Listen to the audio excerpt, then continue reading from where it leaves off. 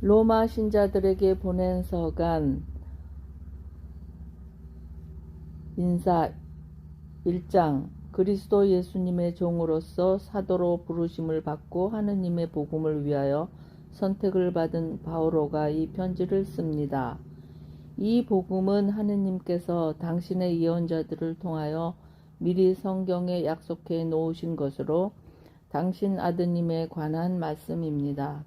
그분께서는 육으로는 다윗의 후손으로 태어나셨고 거룩한 영으로는 죽은 이들 가운데에서 부활하시어 힘을 지니신 하느님의 아드님으로 확인되신 우리 주 예수 그리스도이십니다. 우리는 바로 그분을 통하여 사도직의 은총을 받았습니다. 이는 그분의 이름을 위하여 모든 민족들에게 믿음의 순종을 일깨우려는 것입니다.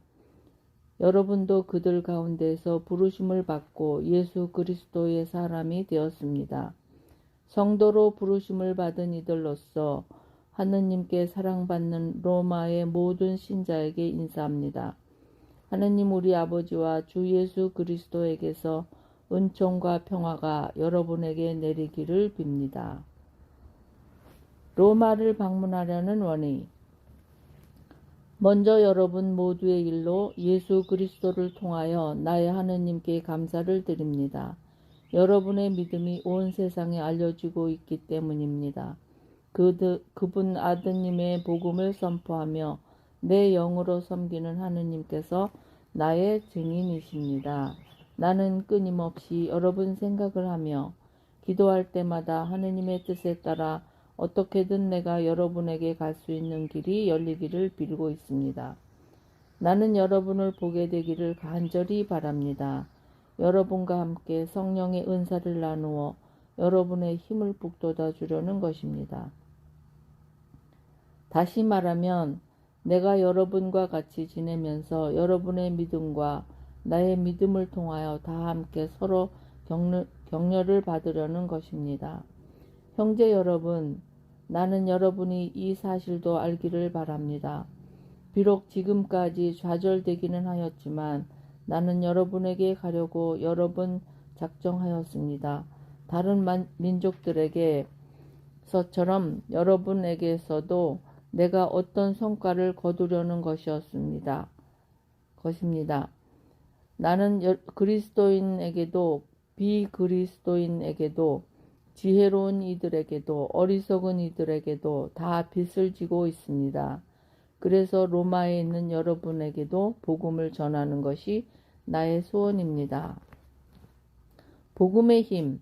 나는 복음을 부끄러워하지 않습니다. 복음은 먼저 유다인에게 그리고 그리스인에게까지 믿는 사람이면 누구에게나 구원을 가져다 주는 하느님의 힘이기 때문입니다. 복음 안에서 하느님의 의로움이 믿음에서 믿음으로 계시됩니다. 이는 성경에 의로운 이는 믿음으로 살 것이다 라고 기록된 그대로입니다. 인간의 죄와 하느님의 진노. 불의로 진리를 억누르는 사람들의 모든 불경과 불의에 대한 하느님의 진노가 하늘에서부터 나타나고 있습니다. 하느님에 관하여 알 수 있는 것이 이미 그들에게 명백히 드러나 있기 때문입니다. 사실 하느님께서 그것을 그들에게 명백히 드러내 주셨습니다. 세상이 창조된 때부터 하느님의 보이지 않는 본성 곧 그분의 영원한 힘과 신성을 조물을 통하여 알아보고 깨달을 수 있게 되었습니다. 따라서 그들은 변명할 수가 없습니다. 하느님을 알면서도 그분을 하느님으로 찬양하거나 그분께 감사를 드리기는커녕 오히려 생각이 허망하게 되고 우둔한 마음이 어두워졌기 때문입니다.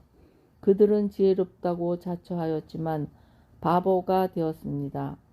그리고 불멸하시는 하느님의 영광을 썩어 없어질 인간과 날짐승과 네발짐승과 길짐승 같은 형상으로 바꾸어 버렸습니다.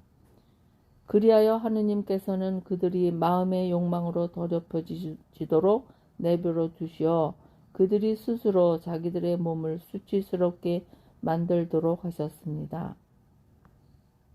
그들은 하느님의 진리를 거짓으로 바꾸어 버리고 창조주 대신에 피조물을 받들어 섬겼습니다. 창조주께서는 영원히 찬미받으실 분이십니다. 아멘. 이런 까닭에 하느님께서는 그들을 수치스러운 정욕에 넘기셨습니다.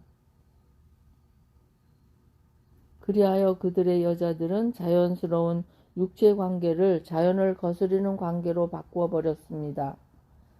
남자들도 마찬가지로 여자와 맺는 자연스러운 육체 관계를 그만두고 저희끼리 색욕을 불태웠습니다.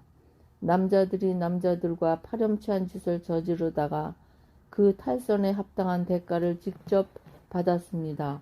그들이 하느님을 모시려고 하지 않았기 때문에 하느님께서는 그들이 분별 없는 정신에 빠져 부당한 짓들을 하게 내버려 두셨습니다. 그들은 온갖 불의와 사악과 탐욕과 악의로 가득 차 있고 시기와 살인과 분쟁과 사기와 악독으로 그득합니다. 그들은 험담꾼이고 중상꾼이며 하느님을 미워하는 자고 불손하고 오만한 자며 허풍쟁이고 모략꾼이고 부모에게 순종하지 않는 자며 우둔하고 신의가 없으며 비정하고 무자비한 자입니다. 이와 같은 짓을 저지르는 자들은 죽어 마땅하다는 하느님의 법규를 알면서도 그들은 그런 짓을 할 뿐만 아니라 그 같은 짓을 저지르는 자들을 두둔하기까지 합니다. 하느님의 의로운 심판. 로마서 2장. 그러므로 남을 심판하는 사람이여 그대가 누구든 변명의 여지가 없습니다. 남을 심판하면서 똑같은 짓을 저지르고 있으니 남을 심판하는 바로 그것으로 자신을 단죄하고 있기 때문입니다. 우리는 그러한 짓을 저지르는 자들에게 내리는 하느님의 심판이 진리에 따른 것임을 알고 있습니다. 그러한 짓을 저지르는 자들을 심판하면서도 스스로 같은 짓을 하는 사람이여 그대는 하느님의 심판을 모면할 수 있으리라고 생각합니까? 아니면 하느님의 그 큰 호의와 관용과 인내를 업신여기는 것입니까?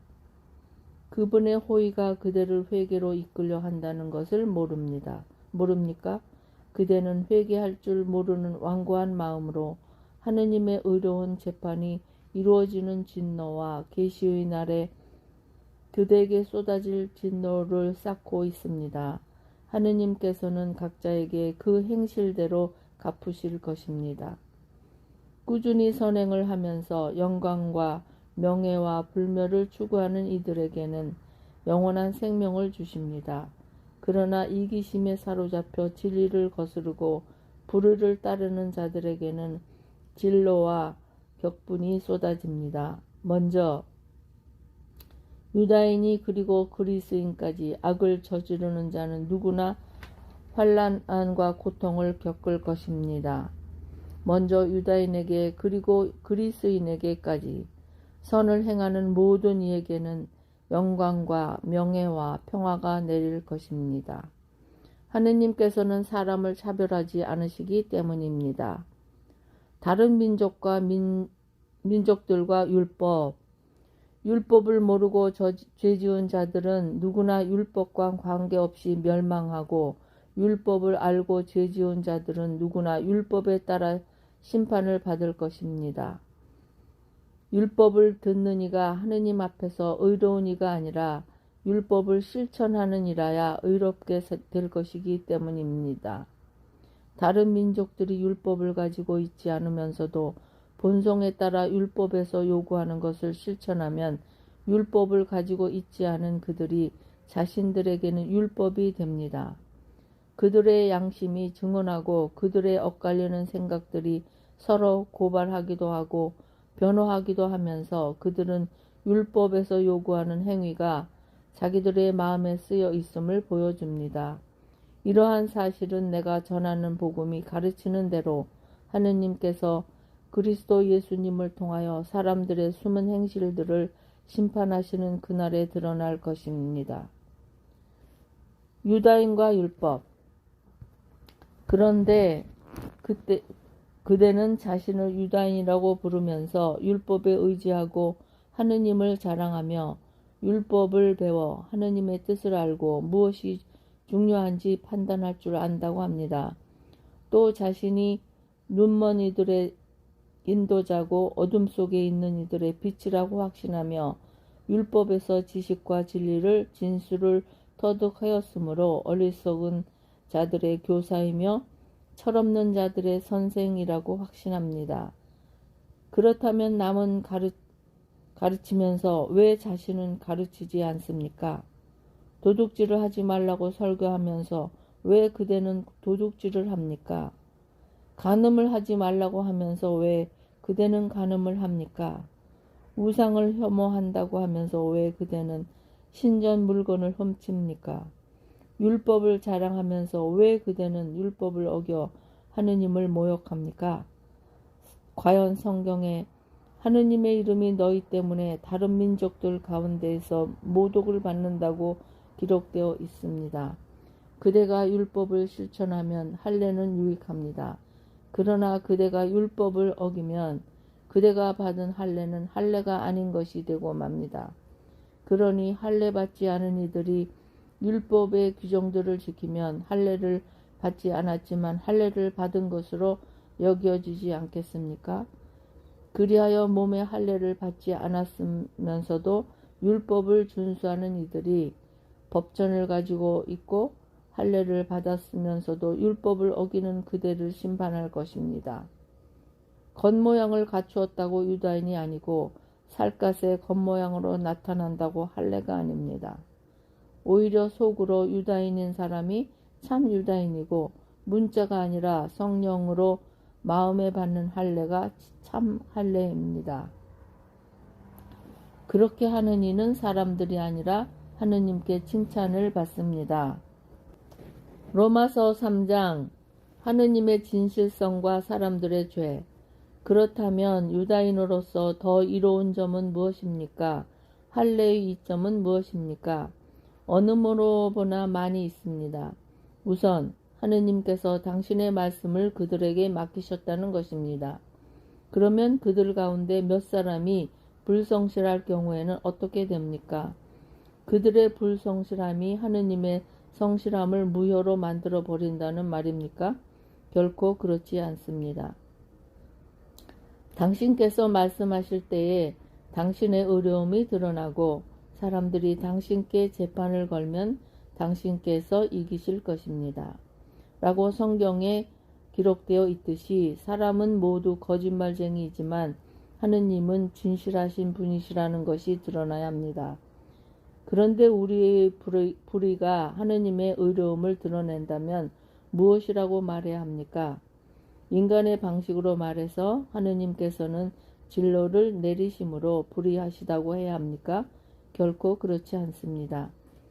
그래서야 하느님께서 어떻게 세상을 심판하실 수 있겠습니까?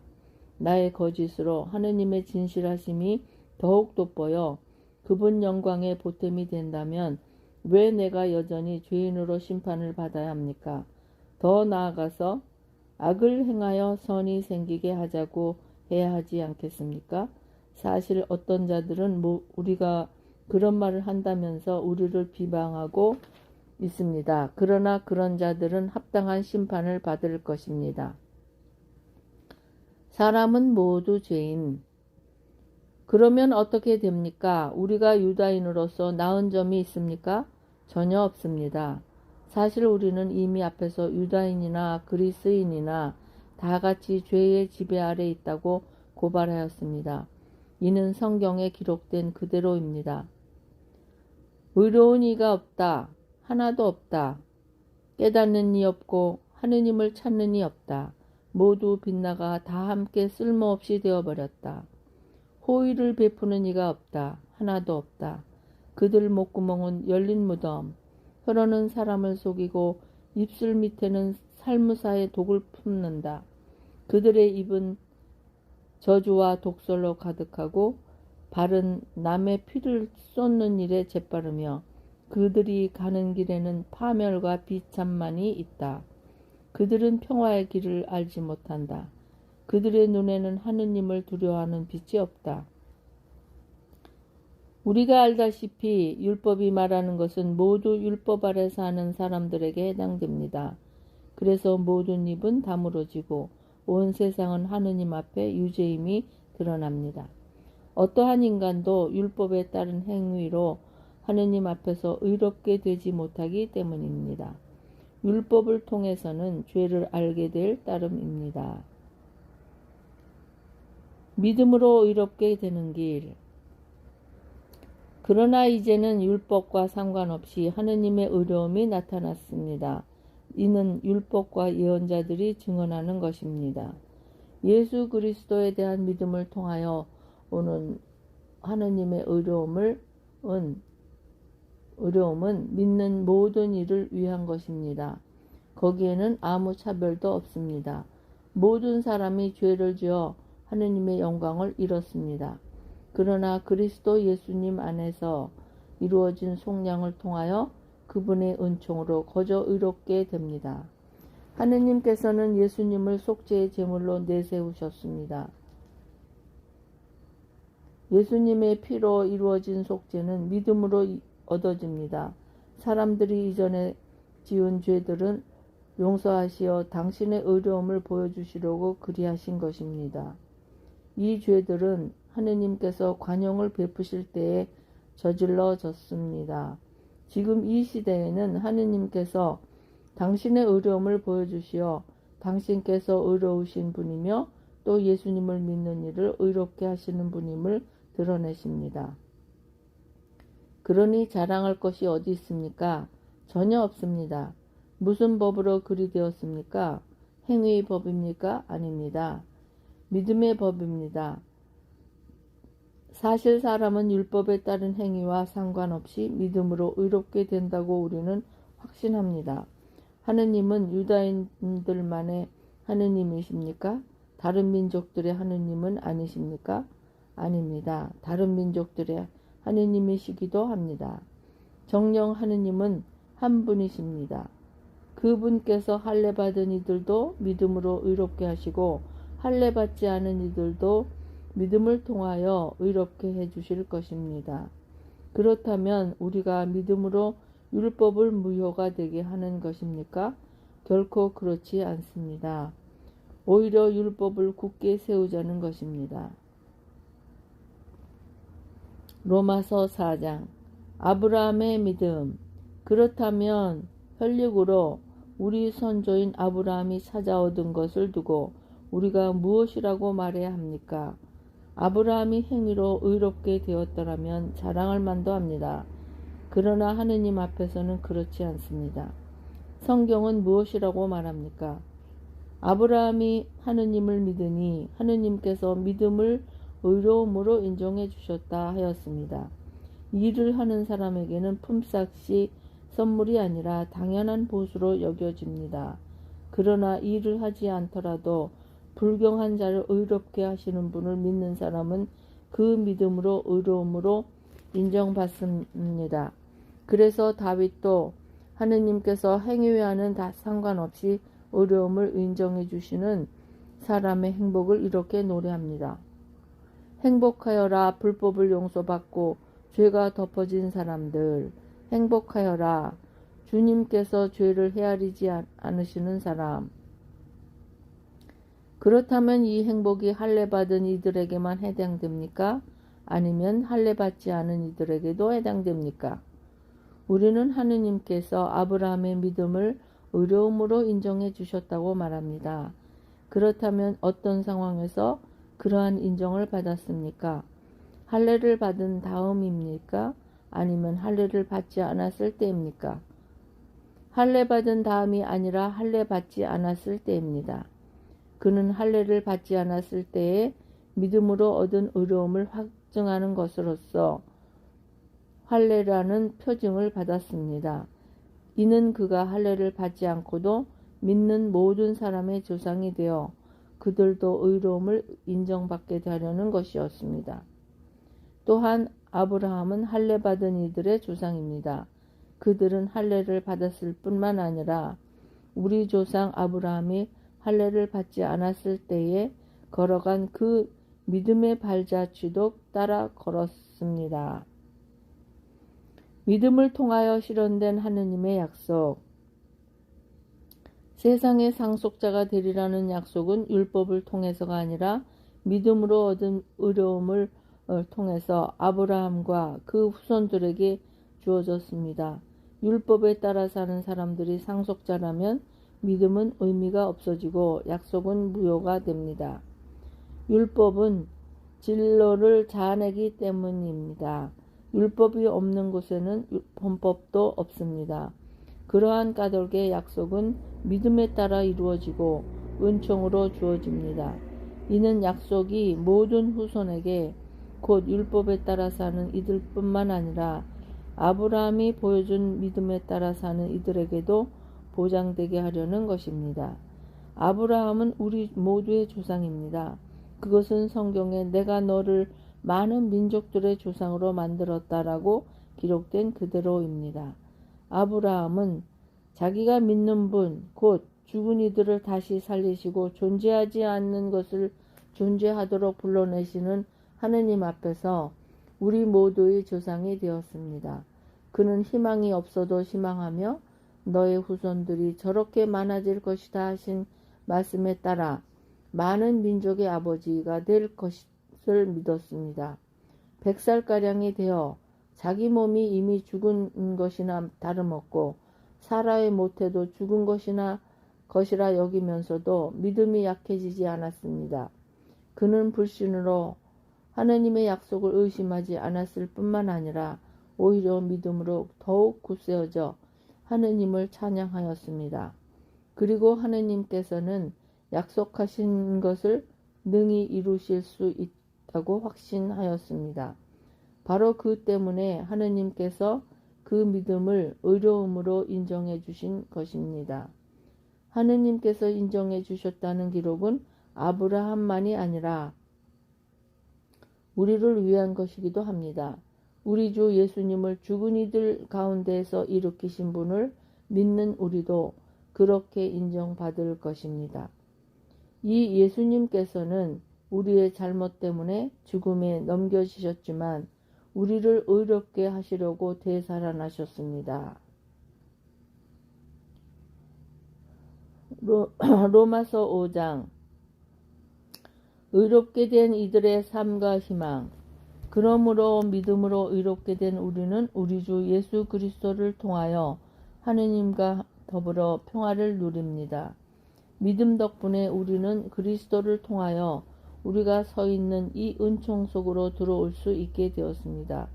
그리고 하느님의 영광에 참여하리라는 희망을 자랑으로 여깁니다. 그뿐만 아니라 우리는 환난도 자랑으로 여깁니다. 우리가 알고 있듯이 환난은 인내를 자아내고 인내는 수양은 희망을 자아냅니다. 그리고 희망은 우리를 부끄럽게 하지 않습니다. 우리가 받은 성령을 통하여 하느님의 사랑이 우리 마음에 부어졌기 때문입니다. 우리가 아직 나약하던 시절 그리스도께서는 정해진 때에 불경한 자들을 위하여 돌아가셨습니다. 의로운 일을 위해서라도 죽은 사람은 거의 없습니다. 혹시 착한 사람을 위해서라면 누가 죽겠다고 나설지도 모릅니다. 그런데 우리가 아직 죄인이었을 때에 그리스도께서 우리를 위하여 돌아가심으로써 하느님께서는 우리에 대한 당신의 사랑을 증명해 주셨습니다. 그러므로 이제 그분의 피로 의롭게 된 우리가 그분을 통하여 하느님의 진로에 구원을 받게 되리라는 것은 더욱 분명합니다. 우리가 하느님의 원수였을 때에 그분 아드님의 죽음으로 그분과 화해하게 되었다면 화해가 이루어진 지금 그 아드님의 생명으로 구원을 받게 되리라는 것은 더욱 분명합니다. 그뿐 아니라 우리는 또한 우리 주 예수 그리스도를 통하여 하느님을 자랑합니다. 이 그리스도를 통하여 이제 화해가 이루어진 것입니다. 아담과 그리스도. 그러므로 한 사람을 통하여 죄가 세상에 들어왔고 죄를 통하여 죽음이 들어왔듯이 또한 이렇게 모두 죄를 지었으므로 모든 사람에게 죽음이 미치게 되었습니다. 사실 율법이 있기 전에도 세상에 죄가 있었지만 율법이 없어서 죄가 죄로 헤아려지지 않았습니다. 그러나 아담부터 모세까지는 아담의 범죄와 같은 방식으로 죄를 짓지 않은 자들까지도 죽음이 지배하였습니다. 아담은 장차 오실 분의 예형입니다. 그렇지만 은사의 경우는 범죄의 경우와 다릅니다.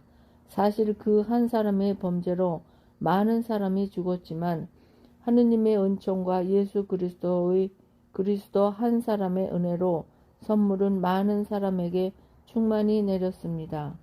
그리고 이 선물의 경우도 그 한 사람이 죄를 지은 경우와는 다릅니다. 한 번의 범죄 뒤에 이루어진 심판은 우리 유죄 판결을 가져왔지만 많은 범죄 뒤에 이루어진 은사는 무죄 선언을 가져왔습니다. 사실 그 한 사람의 범죄로 그 한 사람을 통하여 죽음이 지배하게 되었지만 은총과 의로움의 선물을 충만히 받은 이들은 예수 그리스도 한 분을 통하여 생명을 누리며 지배할 것입니다. 그러므로 한 사람의 범죄로 모든 사람이 유죄 판결을 받았듯이 한 사람의 의로운 행위로 모든 사람이 의롭게 되어 생명을 받습니다. 한 사람의 불순종으로 많은 이가 죄인이 되었듯이 한 사람의 순종으로 많은 이가 의로운 사람이 될 것입니다. 율법이 들어와 범죄가 많아지게 하였습니다. 그러나 죄가 많아진 그곳에 은총이 충만히 내렸습니다. 이는 죄가 죽음으로 지배한 것처럼 은총이 우리 주 예수 그리스도를 통하여 영원한 생명을 가져다주는 의로움으로 지배하게 하려는 것입니다. 로마서 6장. 세례로 그리스도와 하나가 된 우리. 그렇다면 우리가 무엇이라고 말해야 합니까? 은총이 많아지도록 우리가 계속 죄 안에 머물러 있어야 합니까? 결코 그렇지 않습니다. 죄에서는 이미 죽은 우리가 어떻게 여전히 죄 안에 살 수 있겠습니까? 그리스도 예수님과 하나 되는 세례를 받은 우리가 모두 그분의 죽음과 하나 되는 세례를 받았다는 사실을 여러분은 모릅니까? 과연 우리는 그분의 죽음과 하나 되게 되는 세례를 통하여 그분과 함께 묻혔습니다. 그리하여 그리스도께서 아버지의 영광을 통하여 죽은 이들 가운데서 되살아나신 것처럼 우리도 새로운 삶을 살아가게 되었습니다. 사실 우리가 그분처럼 죽어 그분과 결합되었다면 부활 때에도 분명히 그리 될 것입니다. 우리는 압니다. 우리의 옛 인간이 그분과 함께 십자가에 못 박힘으로써 죄의 지배를 받는 몸이 소멸하여 우리가 더 이상 죄의 종노릇을 하지 않게 되었습니다. 죽은 사람은 죄에서 벗어나기 때문입니다. 그래서 우리가 그리스도와 함께 죽었으니 그분과 함께 살리라고 우리는 믿습니다. 우리는 그리스도께서 죽은 이들 가운데에서 되살아나시어 다시는 돌아가시지 않으리라는 것을 압니다. 죽음은 더 이상 그분 위에 군림하지 못합니다. 그분께서 돌아가신 것은 죄와 관련하여 단 한 번 돌아가신 것이고 그분께서 사시는 것은 하느님을 위하여 사시는 것입니다. 이와 같이 여러분 자신도 죄에서는 죽었지만 그리스도 예수님 안에서 하느님을 위하여 살고 있다고 생각하십시오. 그러므로 죄가 여러분의 죽을 몸을 지배하여 여러분이 그 욕망에 순종하는 일이 없도록 하십시오. 그리고 여러분의 지체를 불의의 도구로 죄에 넘기지 마십시오. 오히려 죽은 이들 가운데에서 살아난 사람으로서 자신을 하느님께 바치고 자기 지체를 의로움의 도구로 하나님께 바치십시오. 죄가 여러분 위에 군림할 수는 없습니다. 여러분은 율법 아래 있지 않고 은총 아래 있습니다. 그리스도인은 의로움의 종. 그렇다면 우리가 무엇이라고 말해야 합니까? 우리가 율법 아래 있지 않고 은총 아래 있으니 죄를 지어도 좋습니까? 결코 그렇지 않습니다. 여러분이 어떤 사람에게 자신을 종으로 넘겨 순종하면 여러분이 순종하는 그 사람의 종이라는 사실을 모릅니까? 여러분은 죽음으로 이끄는 죄의 종이 되거나 의로움으로 이끄는 순종의 종이 되거나 하는 것입니다. 그러나 하느님께 감사하게도 여러분이 전에는 죄의 종이었지만 이제는 여러분이 전에 받은 표준 가르침의 마음으로부터 순종하게 되었습니다. 여러분은 죄에서 해방되어 의로움의 종이 되었습니다. 나는 여러분이 지닌 육의 나약성 때문에 사람들의 방식으로 말합니다. 여러분이 전에 자기 지체를 더러움과 불법의 종으로 넘겨 불법에 빠져 있었듯이 이제는 자기 자체를 의로움의 종으로 바쳐 성화에 이르십시오. 여러분이 죄의 종으로 였을 때에는 의로움에 매이지 않았습니다. 그때 여러분이 지금은 부끄럽게 여기는 것들을 행하여 무슨 소득을 거두었습니까? 그러한 것들의 끝은 죽음입니다. 그런데 이제 여러분이 죄에서 해방되고 하느님의 종이 되어 얻는 소득은 성화로 이끌어줍니다. 또 그 끝은 영원한 생명입니다. 죄가 주는 품삯은 죽음이지만 하느님의 은사는 우리 주 그리스도 예수님 안에서 받는 영원한 생명이기 때문입니다. 로마서 7장 율법에서 해방된 그리스도인. 형제 여러분, 여러분이 율법을 아는 사람들이기에 말합니다. 율법은 사람이 살아있는 동안에만 그 위에 군림한다는 사실을 모릅니까? 혼인한 여자는 남편이 살아있는 동안에만 율법으로 그에게 매여 있습니다. 그러나 남편이 죽으면 남편과 관련된 율법에서 풀려납니다. 그러므로 남편이 살아있는 동안에 다른 남자에게 몸을 맡기면 간통한 여자라고 불리지만 남편이 죽으면 그 율법에서 자유로워져 다른 남자에게 몸을 맡겨도 간통한 여자가 되지 않습니다. 나의 형제 여러분, 여러분도 이와 같이 그리스도의 몸 덕분에 율법과 관련해서는 죽음으로써 다른 분 곧 죽은 이들 가운데에서 되살아나신 분의 차지가 되었습니다. 그래서 우리는 하느님을 위한 열매를 맺게 되었습니다. 사실 전에 우리가 육에 갇혀 있을 때에는 율법으로 말미암아 생겨난 죄 많은 여러 욕정이 우리 지체 안에서 작용하여 죽음에 이르는 열매를 맺게 하였습니다. 그러나 우리가 이제는 우리를 사로잡고 있던 율법과 관련해서는 죽음으로써 그것에서 벗어났습니다. 그리하여 법전이라는 옛 방식이 아니라 성령이라는 새 방식으로 하느님을 섬기게 되었습니다. 율법과 죄와 죽음. 그렇다면 우리가 무엇이라고 말해야 합니까? 율법이 죄입니까? 결코 그렇지 않습니다. 그러나 율법이 없었다면 나는 죄를 몰랐을 것입니다. 율법에서 탐내서는 안 된다고 하지 않았으면 나는 탐욕을 알지 못하였을 것입니다. 이 계명을 빌미로 죄가 내 안에 온갖 탐욕을 일으켜 놓았습니다. 사실 율법과 상관이 없을 경우 죄는 죽은 것입니다. 전에는 내가 율법과 상관없이 살았습니다. 그러나 계명이 들어오자 죄는 살아나고 나는 죽었습니다. 그래서 생명으로 이끌어야 하는 계명이 나에게는 죽음으로 이끄는 것으로 드러났습니다. 죄가 계명을 빌미로 나를 속이고 또 그것으로 나를 죽인 것입니다. 그러나 율법은 거룩합니다. 계명도 거룩하고 의롭고 선한 것입니다. 그렇다면 그 선한 것이 나에게는 죽음이 되었다는 말입니까? 결코 그렇지 않습니다. 오히려 죄가 그 선한 것을 통하여 나에게 죽음을 가져왔습니다. 죄가 죄로 드러나게 죄가 계명을 통하여 철저히 죄가 되게 하려는 것입니다. 우리가 알고 있듯이 율법은 영적인 것입니다. 그러나 나는 육적인 존재, 죄의 종으로 팔린 몸입니다. 나는 내가 하는 것을 이해하지 못합니다. 나는 내가 바라는 것을 하지 않고 오히려 내가 싫어하는 것을 합니다. 그런데 내가 바라지 않는 것을 한다면 이는 율법이 좋다는 사실을 내가 인정하는 것입니다. 그렇다면 이제 그런 일을 하는 것은 더 이상 내가 아니라 내 안에 자리 잡고 있는 죄입니다. 사실 내 안에 곧 내 육안에 선이 자리 잡고 있지 않음을 나는 압니다. 나에게 원의가 있기는 하지만 그 좋은 것을 하지는 못합니다. 선을 바라면서도 하지 못하고 악을 바라지 않으면서도 그것을 하고 맙니다.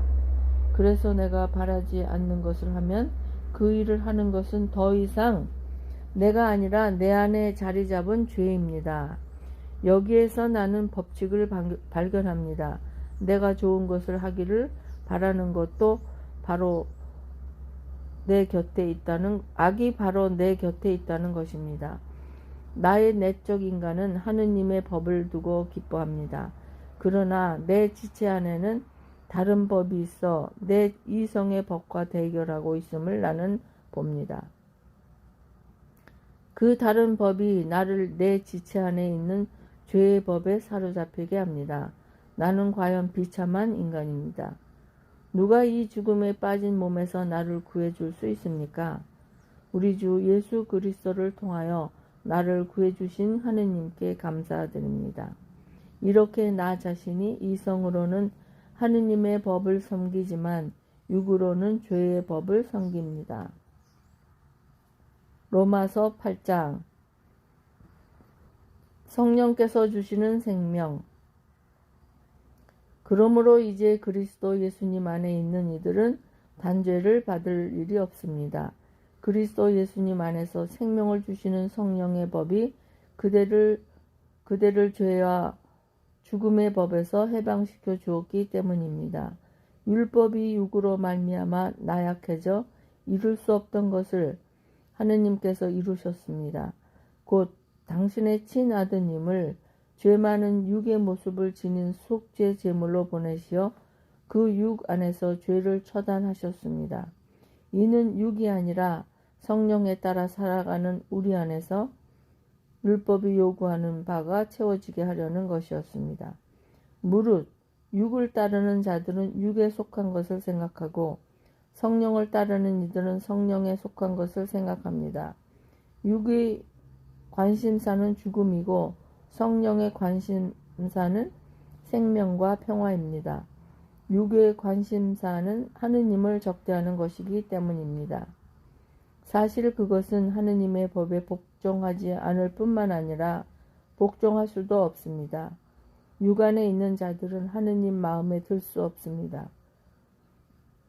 그러나 하느님의 영이 여러분 안에 사시기만 하면 여러분은 육 안에 있지 않고 성령 안에 있게 됩니다. 누구든지 그리스도의 영을 모시고 있지 않으면 그는 그리스도께 속한 사람이 아닙니다. 그러나 그리스도께서 여러분 안에 계시면 몸은 비록 죄 때문에 죽은 것이 되지만 의로움 때문에 성령께서 여러분의 생명이 되어주십니다. 예수님을 죽은 이들 가운데에서 일으키신 분의 영께서 여러분 안에 사시면 그리스도를 죽은 이들 가운데서 일으키신 분께서 여러분 안에 사시는 당신의 영을 통하여 여러분의 죽을 몸도 다시 살리실 것입니다. 그러므로 형제 여러분, 우리는 육에 따라 살도록 육의 빚을 진 사람이 아닙니다. 여러분이 육에 따라 살면 죽을 것입니다. 그러나 성령의 힘으로 몸의 행실을 죽이면 살 것입니다.